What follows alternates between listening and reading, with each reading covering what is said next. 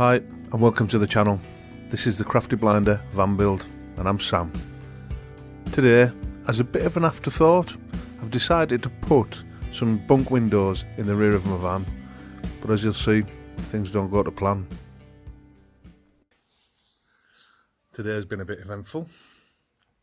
Got up this morning, started editing some videos and saving some footage off my phone and my cameras, and got that done.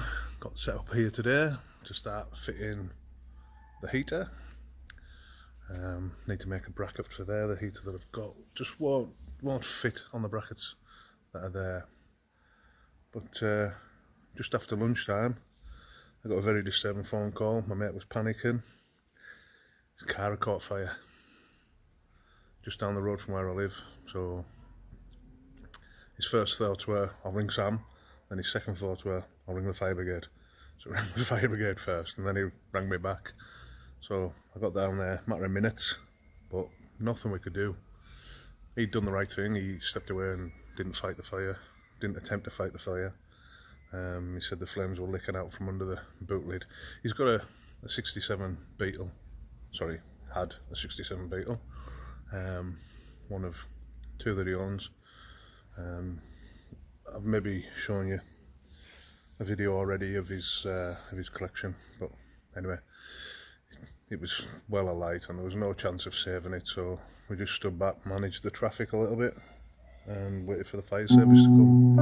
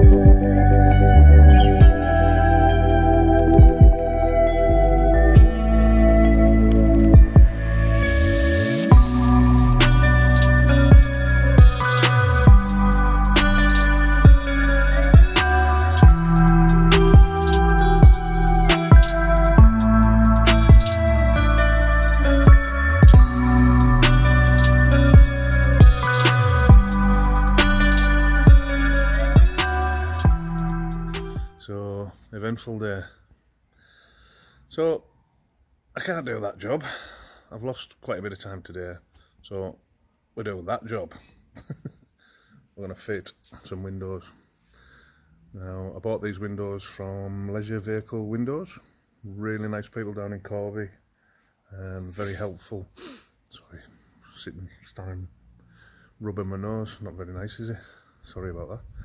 But yeah, Paul, a fantastic guy, really helpful. Inundated at the minute, he said, with requests for van windows. So if you're going to ring Paul at Leisure Vehicle Windows, please, when you ring them, make sure it's a genuine inquiry. You know, this guy's snowed under with people ringing up, just asking for prices for future projects and stuff like that, and not knowing what they want, and you know, just he doesn't make any money off that. You know, happy to help, but he's a bit inundated with dreamers at the minute. So just be courteous and polite, and try and do a bit of research. And when you contact him, tell him what you want, know what you want. But anyway, back to the windows. So I've made a little template. I've fired it up there.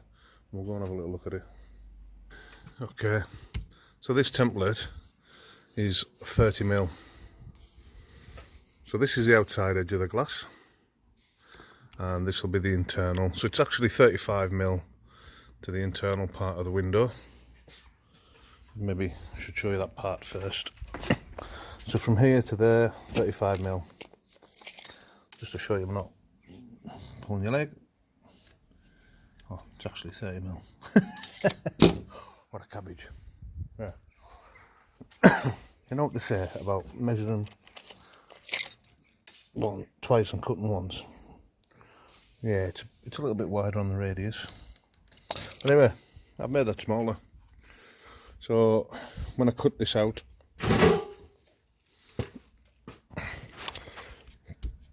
this is actually a little bit smaller than 30mm. So when I cut this out, the opening, it should be a snug fit, which is what we want.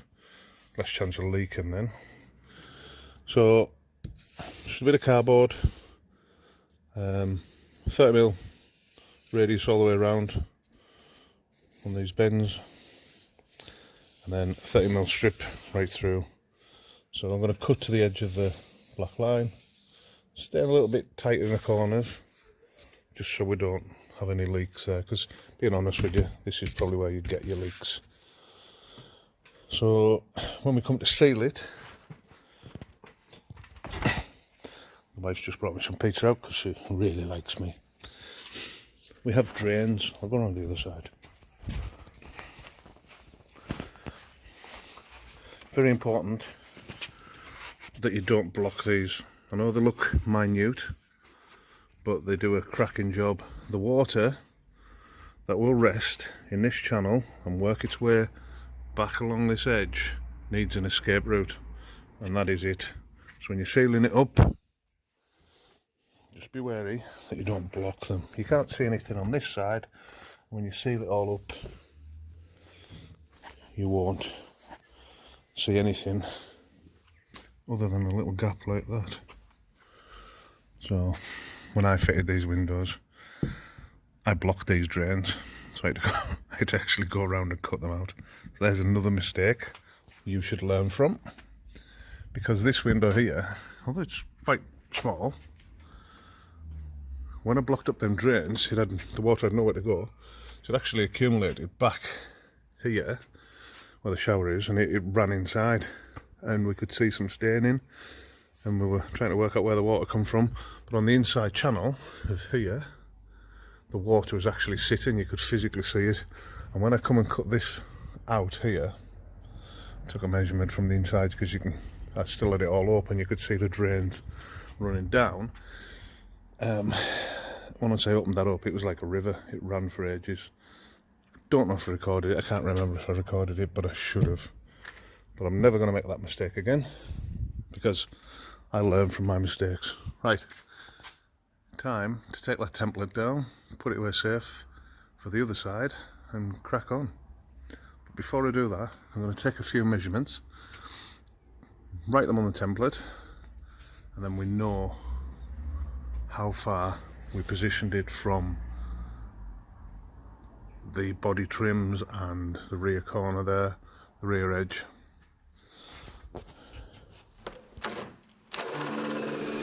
As this was a last minute decision, I'd already closed up the back end, so it's insulated, it's vapor barriered, and we're going to come across a few little things. This happens to be one of the tags that holds the insulation on. I knew there was a chance we were going to hit it, but I didn't realise we were going to hit it first time. And this is why I used a hole saw, a big hole saw, so I could see where things were for when I was cutting out. Clips for holding the insulation on. Remove the foot, just leave the wheel. What a difference it'll make. By taking the base off the saw, it makes the saw a lot easier to manipulate, and you can do tighter cuts with it.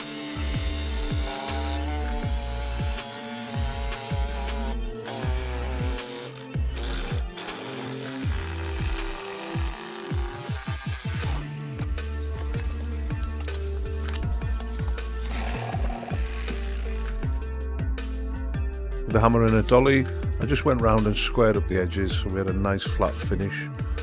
A couple of these where the saw had jumped out and I hadn't realised it had caught the side. But a couple of taps with a hammer, it's back as good as new.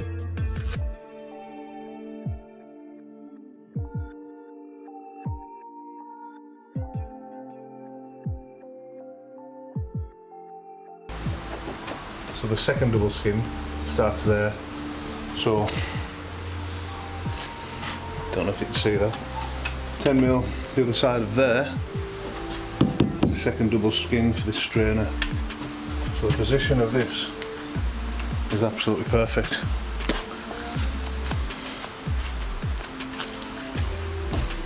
Let's offer it up and see what you think.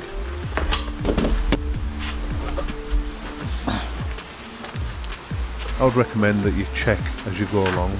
Offering up the window isn't going to cost you a lot in time, but you'll know if it's going to fit. Again, as you add different pieces to the jigsaw, seals and paint and stuff like that, you're as well checking again, because you might have just encroached a little bit, and when you've got your mastic on, your sealant, and you try and offer it up, you don't want to find out at that point your opening's too small. Very happy with that.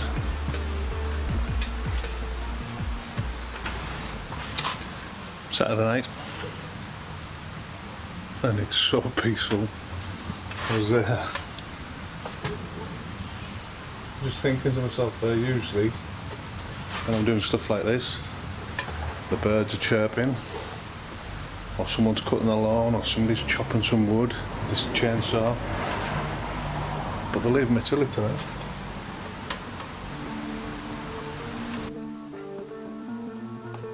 Once the paint that I was using to seal the metal had dried, it was time to put on a knock-on trim.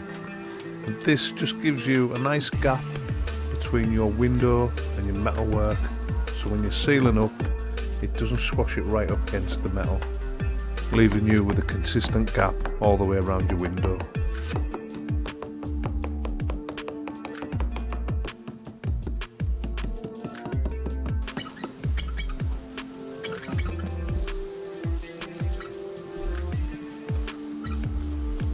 I always say the devil's in the detail, and it's these little details that make all the difference.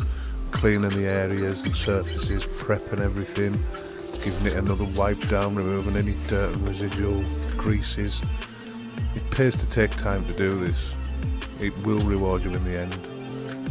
I've developed a bit of a routine now when I come to install a window. I always start with the glass first, and I'll prep the surface by degreasing it 2 or 3 times.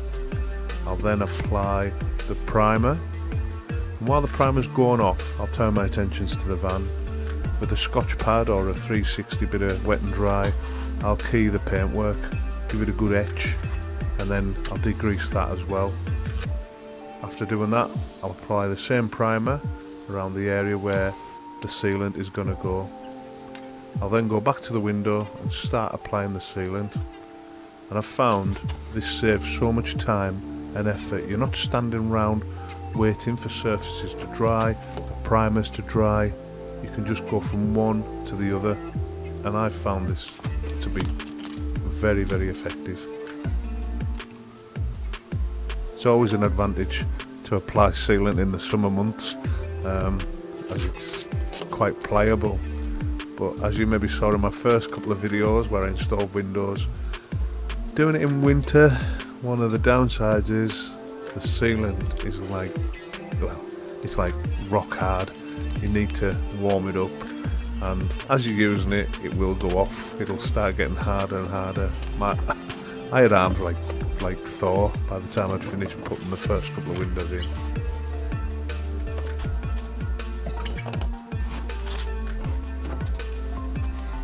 Those of you that are eagle-eyed will have noticed that I haven't blocked up the end of the vents, and I do live to regret this later on.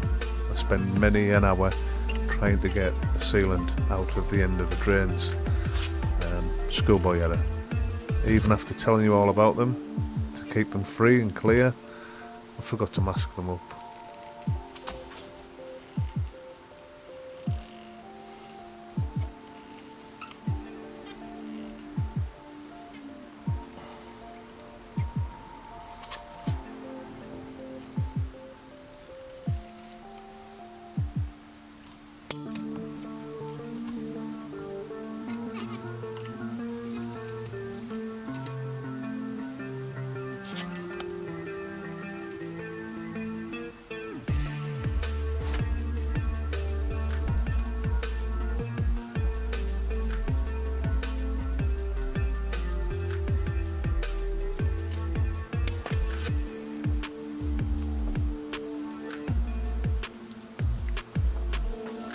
just like all the other windows, once you've got it in, it's going to take a little bit of working into place.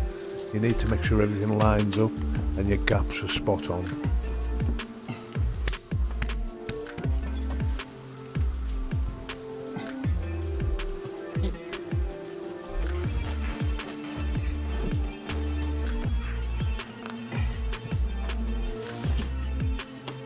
I hadn't really considered how much this window was going to flex in the panel. I just assumed it was going to be okay.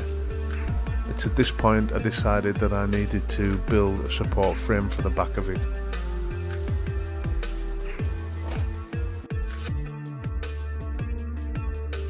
I decided to seal the gap around the window to make it look more finished, to give it a more professional look, and this was a lot harder than I'd really considered.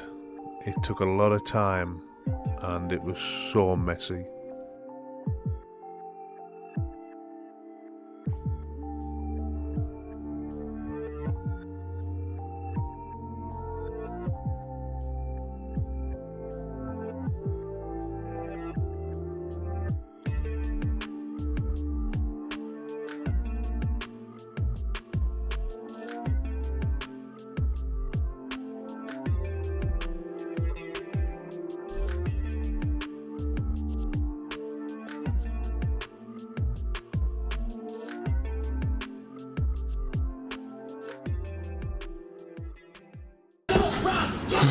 Right, had a bit of a mess of this, so what I'm going to do is I'm going to let it go off and come back later.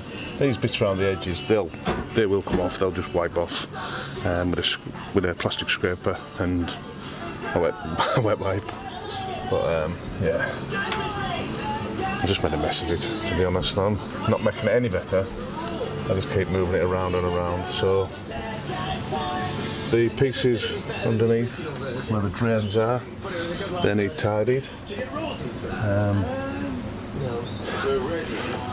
Yeah, we'll let it go off and we'll dress it, we'll tidy it up. I don't believe I've told you this before, but getting my van on and off my drive is like a military operation. I have to corral kids, dogs, I have to remove gates, I have to juggle cars, and my drive is super tight. Reversing onto my drive is hard, driving off is tight, driving up is tight, and reversing off is now impossible, but it has to be done. But in winter, it's 10 times harder.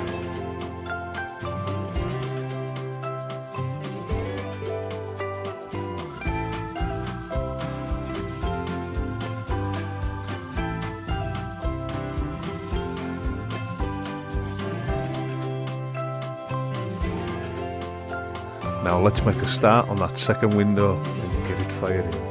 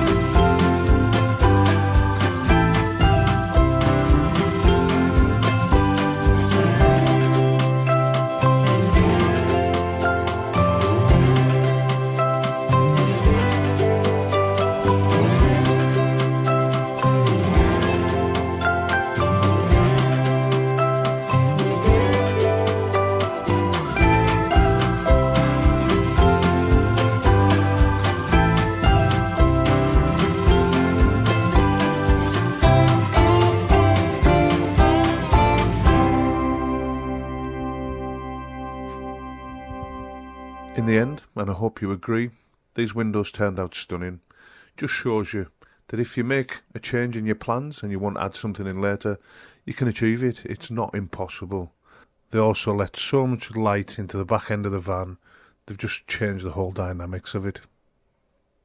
To finish off, I've built a surround and I'm putting some curtains in, but these are still locked down in the shop with no idea when we're going to get them back.